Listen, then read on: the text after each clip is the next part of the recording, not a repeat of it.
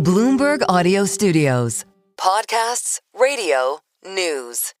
Mercedes F1 and PepsiCo are teaming up to capitalise on the sport's increasingly young audience and their shifting consumption habits. The companies say the partnership is designed to capture the next decade of growth across emerging markets.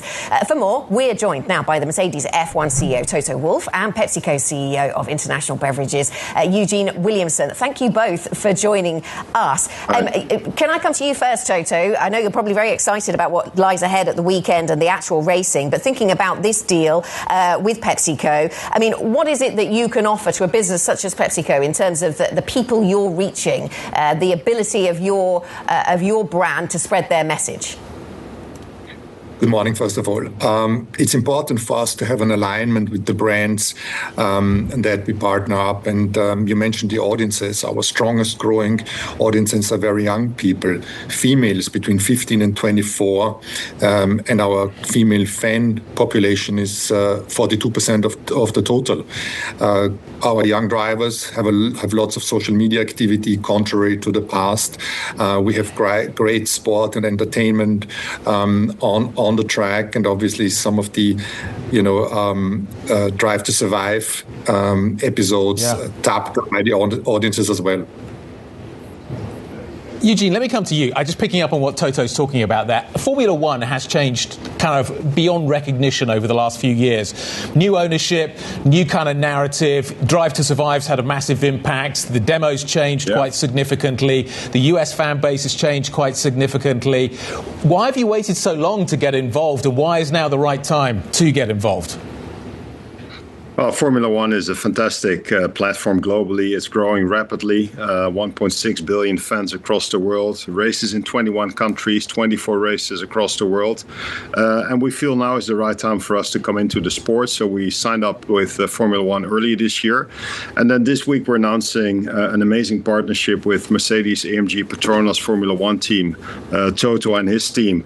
And very much looking forward to tap into this growing fan base across the world and really leverage that fan base also with three of our brands, Gatorade, Sting and Doritos, three brands with distinctive audiences, and looking forward to an amazing couple of years in this partnership.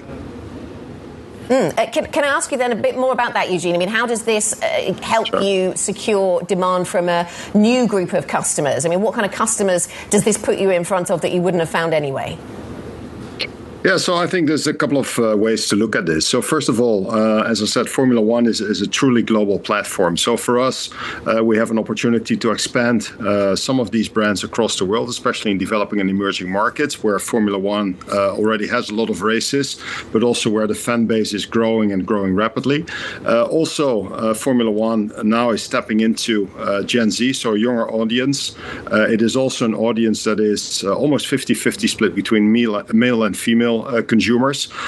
So for us, a unique opportunity to expand the penetration for all these three brands, and then specifically with Gatorade, which is going to be the face of our partnership with the Mercedes-AMG Petronas team, as a unique opportunity to help fuel the drivers and help them perform at their peak.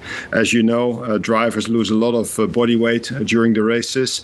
Gatorade has 60 years of sports science, started at the University of Florida, fueling the Gators and the football team in the US. And now we're looking forward also to bring that sports science to the world of Formula One, working with the team and helping them perform at their peak. Toto, let me come back to you. The situation around Formula One is kind of beyond recognition as to where it was even just a few years ago. The sport has changed massively. You've recently sold a stake in your part of the team, 15% stake in your holding, 5% stake of the team effectively. Can I ask kind of whether or not you think that there is further sales to come, whether or not you think some of your partners are going to be selling down as well? Are people looking now to crystallize the value that has been created over the last few years in this huge transformation that has taken place around some of these F1 teams? I think you need to split the question into Formula One continues to grow very strong. We have all races are sold out. When you consider Austin last year was the single largest event in the United States with 440,000 people. So it is growing. The good situation in terms of, let's say, our business side is that the contracts that we sign, be it sponsorship or promotion with racetracks or TV money, they're very predictable. They're between 3 and 10 years now. So that's why, let's say, in the midterm, we have good visibility how the sport develops. But you also need to stay humble, and you need to look at things that function and other things that don't. The sport needs evolution or revolution, and we need to handle it with great care. But Stefano Domenicali and Liberty do just that.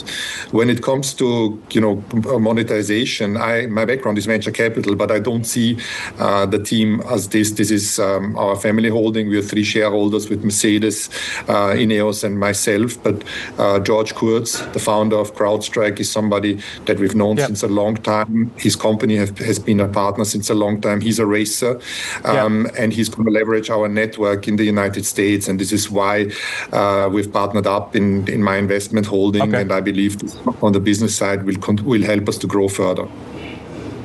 Toto, just give me a name. Who's going to win at the weekend? This is an amazing end to the season. Who's going to win?